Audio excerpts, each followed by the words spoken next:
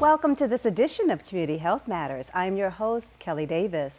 On this edition of Community Health Matters, we will be exploring behavioral health services and treatment offered by North County Health Services, as well as the Golden Years program NCHS offers. For our first guest, we are pleased to welcome Dr. Leon Altamirano, Director of Integrated Behavioral Health at North County Health Services.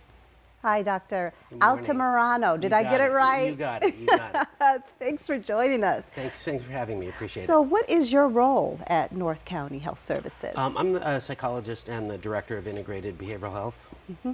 And so we're just going to go right into a topic, the warning signs of behavioral health. So what are some of those? I think you could split them up a little bit.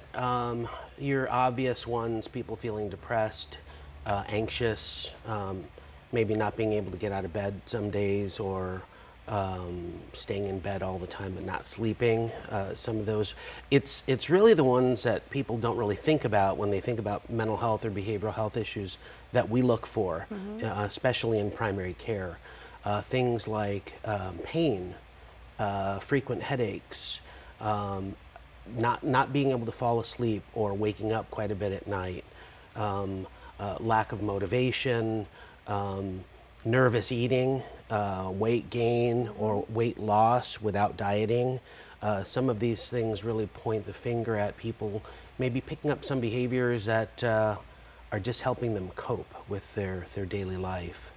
How do you know the difference between what might just be a funky time, or that you actually have some kind of behavioral health concern? I mean, is it over a period of time, or how can you identify that?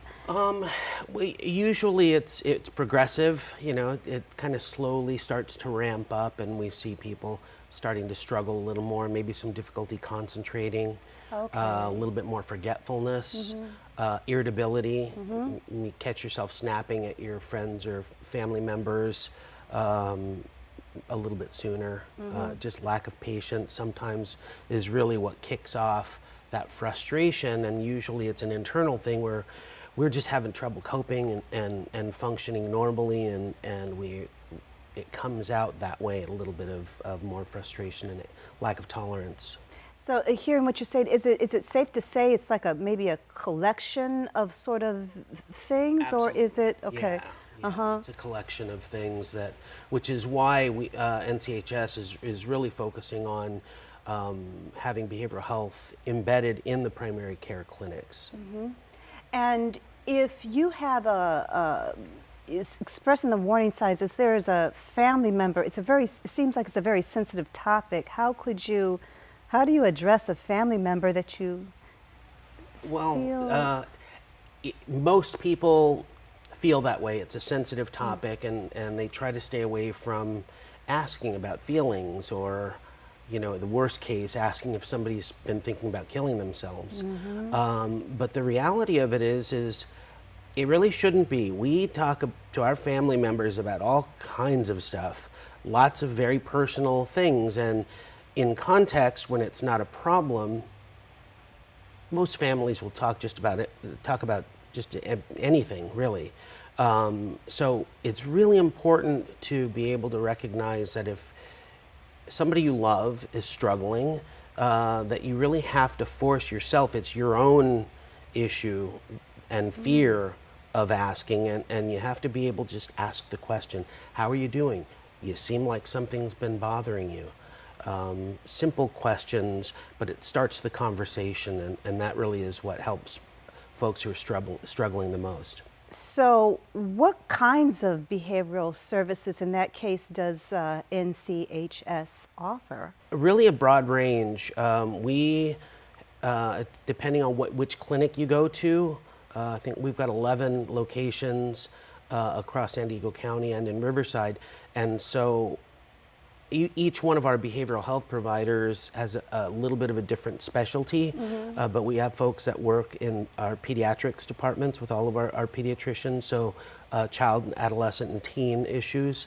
Some of our therapists work with our adult population, more cognitive behavioral health, anxiety focus, or all of them top to bottom, are very skilled in working with folks who've experienced trauma.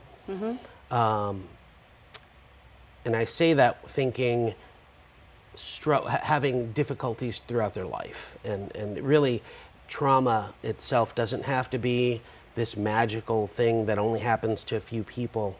You don't have to live in a war zone to experience traumatic events.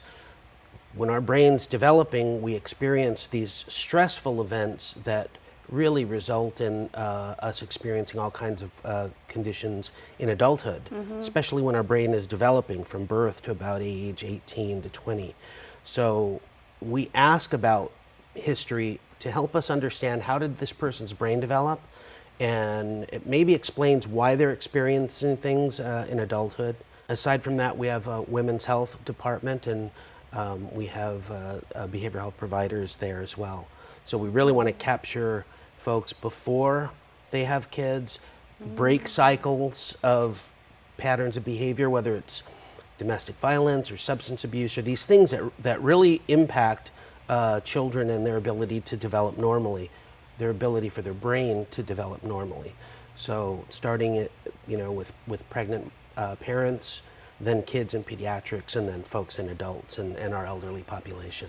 So when you speak of breaking cycles, is that a cure? Or, is there a cure? How? Well, everybody wants a cure. When we talk about things like that, we end up with everybody chasing that cure.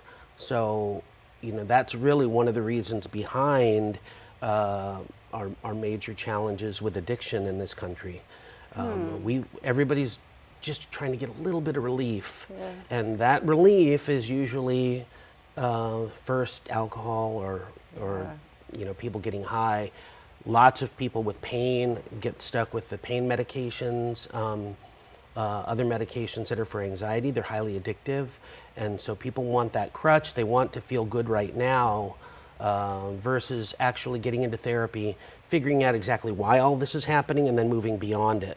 Of course, there are some conditions that they're biologically based. People are going to need medication, and we can help them live as best as they possibly can.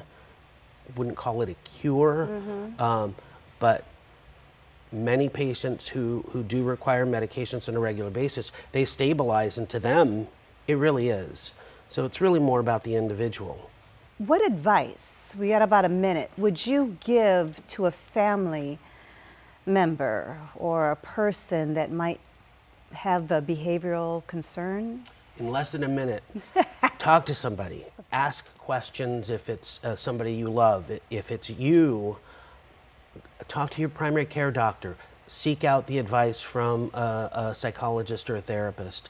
Just ask the questions, get yourself more educated, and figure out a way that you can change some behaviors and start living healthier.